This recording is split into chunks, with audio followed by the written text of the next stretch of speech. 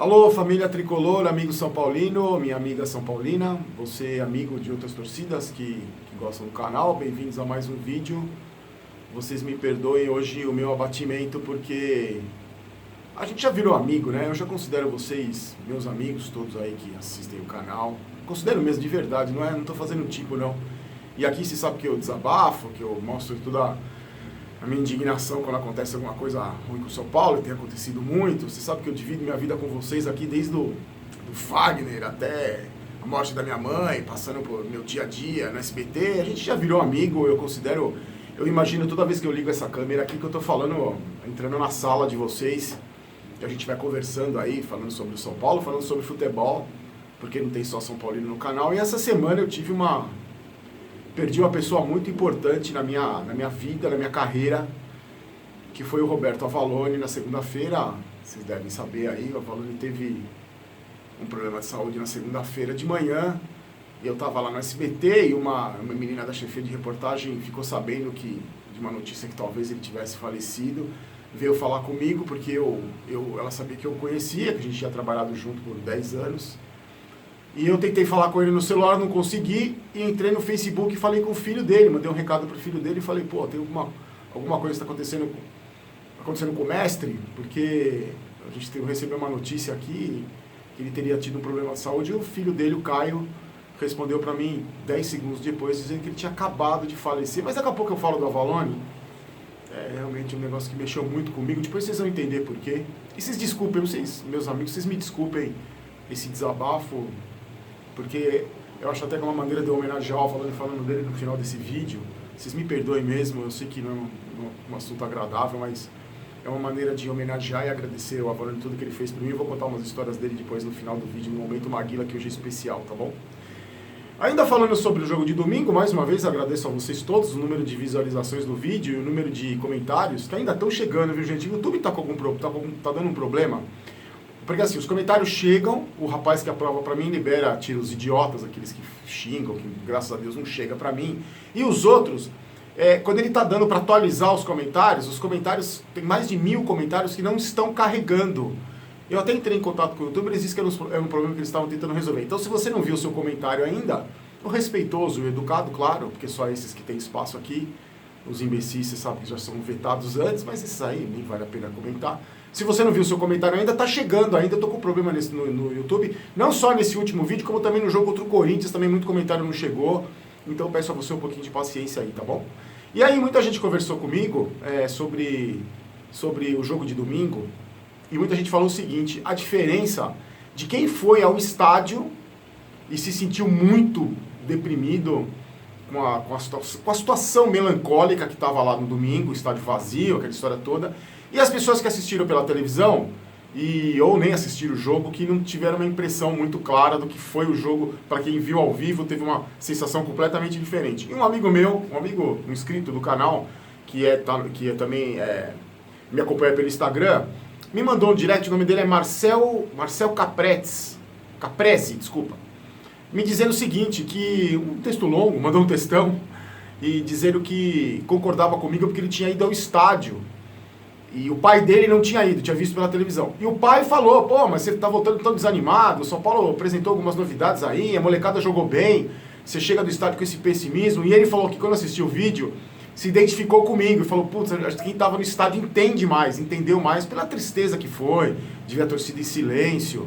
E ele falou que perguntou se eu não tinha visto nada de bom mesmo assim, e eu concordo com ele, concordo com o pai dele, que alguns fatores positivos, sim, dá pra gente analisar, como, por exemplo, o Mancini, que eu acredito que já ter sido, por ordem do Cuca, ter afastado esses medalhões aí do time e ter colocado a base.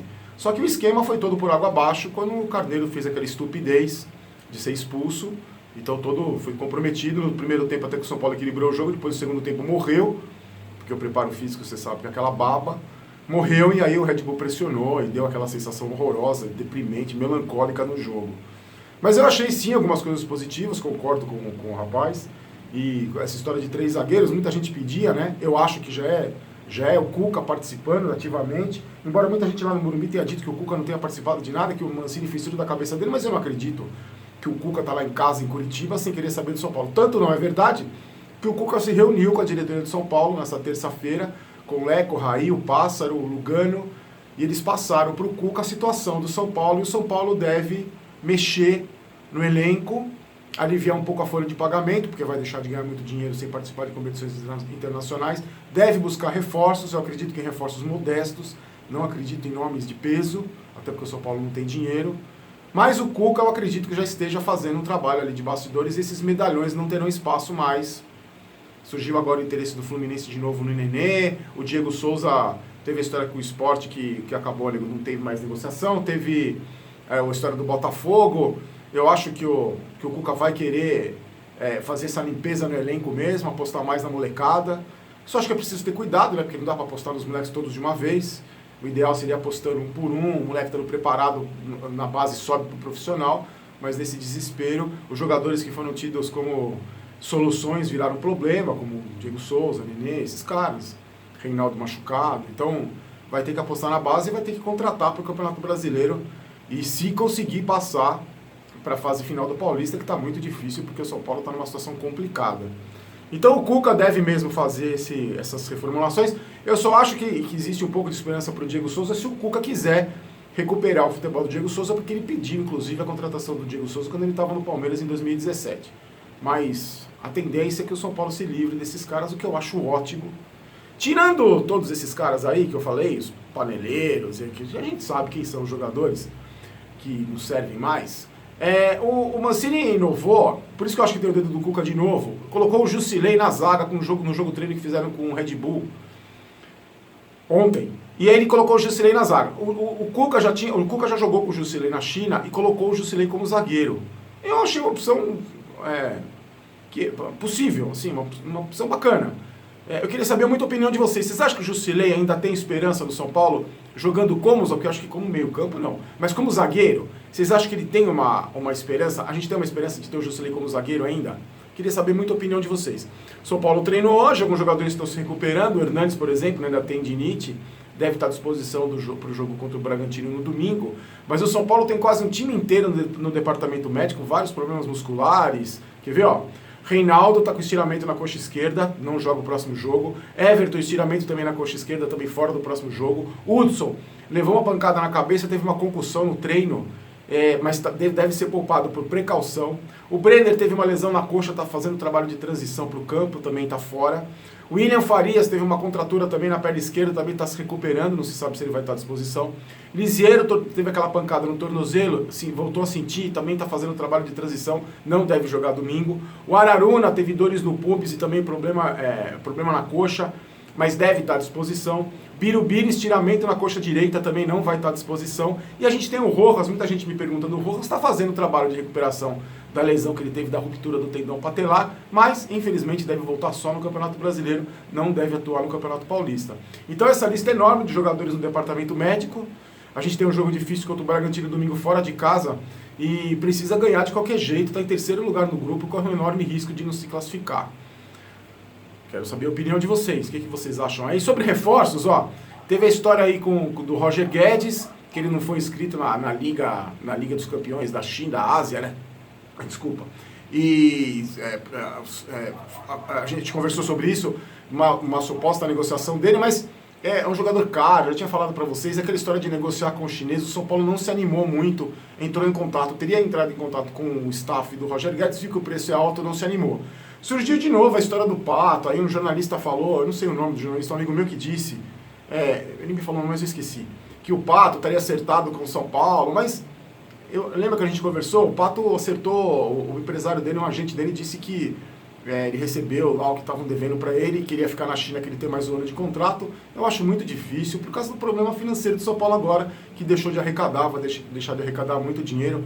Eu já estou me conformando, mais uma vez, com reforços modestos, alguns reforços pontuais. Se falou em lateral direito, em volante, que é aquele velho drama que a gente sempre precisa. Estou falando aqui desde o começo do ano, a gente que tem falado, né?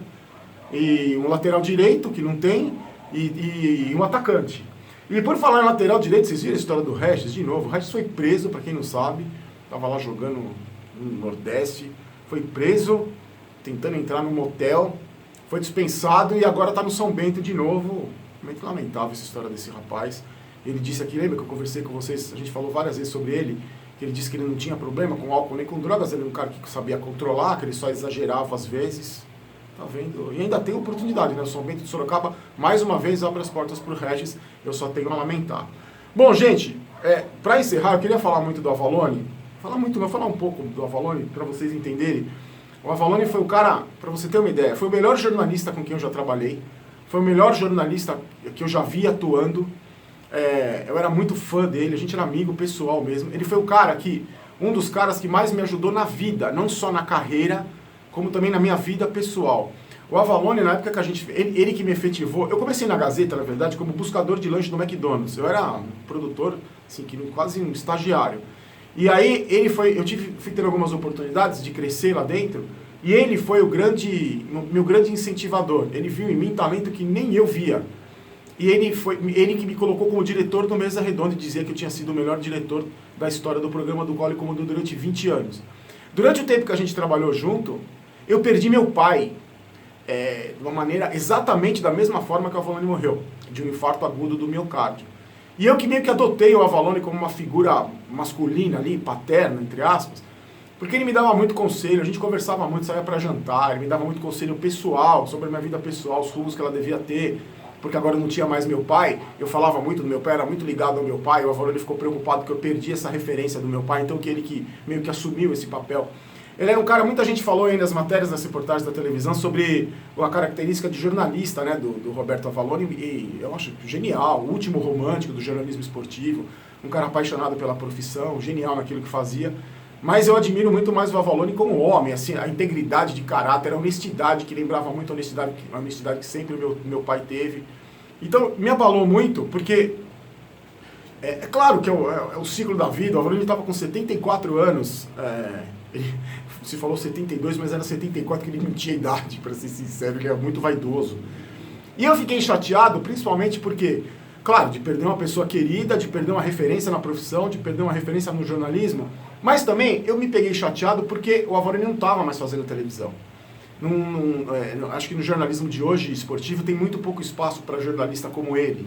Hoje a mídia é composta basicamente por rostinho bonito, os comentaristas de Google, que dão aquele monte de número que não interessa para ninguém, e aquele cara romântico, combativo, polêmico, atuante e apaixonado perdeu muito espaço. Muita gente até comentou comigo que a mídia esportiva brasileira está como o futebol brasileiro, chato pra cacete, só cheio de bobão aí, falando um monte de groselha, e sem nenhum carisma, sem nenhuma identificação, sem nenhuma paixão pelo que faz. E o Avalone era um cara apaixonado pelo que fazia, apaixonado pelo Palmeiras, era inconformado de eu não torcer pro Palmeiras, por causa do meu sobrenome italiano, e por causa do meu pai ser palmeirense, ele era indignado de eu não torcer pro Palmeiras. E só para encerrar, eu queria contar uma história dele só para você entender como que era a paixão dele pelo Palmeiras. Uma vez, quando o Palmeiras foi rebaixado em 2002, vocês lembram? O primeiro rebaixamento, o Avalone ficou arrasado. Não é que ele ficou emputecido, ele ficou arrasado. Ele ficou sem chão.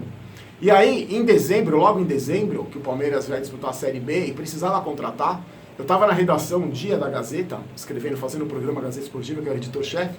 Ele chegou, aquele jeito dele, parecia um furacão, sentou no computador na minha frente e ficou quieto. E de repente, pelo canto do olho, eu percebi que ele estava chorando. Caíam lágrimas assim no rosto dele.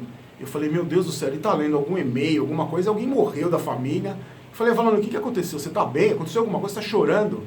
E ele olhou para mim e falou, nunca mais esqueço da frase, ele falou assim, Barolos, ele me chamava de Barolos. Barolos, estamos no meio de janeiro e o Palestra não contrata ninguém. O que vai ser desse gigante nesse ano? E estava chorando, sentido, porque o Palmeiras não tinha contratado ninguém de peso. Depois o Palmeiras subiu, ele ficou feliz da vida. Durante toda a campanha do Palmeiras na Série B, ele esqueceu o jornalismo, o futebol clube que ele falava, vibrou intensamente com o Palmeiras. Mas só para você ter uma ideia do quanto era especial esse cara, do quanto era bacana e do quanto eu gostava dele, tá bom, gente? Desculpe o abatimento, porque é difícil, mesmo a gente já um tiozinho calejado, essas notícias pegam a gente de surpresa. Eu volto na sexta-feira, mandando um abraço para vocês no Momento Maguila. Eu queria mandar um abraço também para as pessoas que participaram da vida dele, que deram toda a força do mundo nos piores e nos melhores momentos. O Márcio Bernardes, o Dalmo Pessoa, Fernando Solera, o Reinaldo Gotino, que aliás eu sou padrinho de casamento do Gotino, da TV Record, a gente conversou, Gotino trabalhou com ele também junto comigo, a gente trabalhou junto com a Valone. Várias pessoas que não viraram as costas para ele quando ele foi afastado da televisão por um motivo de saúde. Vários viraram as costas, que não vou nem citar aqui porque não vale a pena. Então eu quero fazer uma homenagem para essas pessoas também que ficaram junto dele até o final. Caio, a Valone, o filho dele, um beijão para você, Caio. Para Carolina, para a irmãzinha de vocês, a pequenininha. É triste, mas a Valone deixou um grande legado, vai estar sempre no meu coração. Minha vida está mais triste, o jornalismo está mais triste. Eu só queria dividir esse momento com vocês me perdoem, tá bom? Eu volto na sexta-feira com mais informações do time, espero com alguma contratação, com alguma notícia boa, tá bom, gente? Aqui não é Vai São Paulo, aqui é Vamos São Paulo. Eu não quero ter razão, quero ser campeão. Avalone, que Deus te receba de braços abertos. Tchau.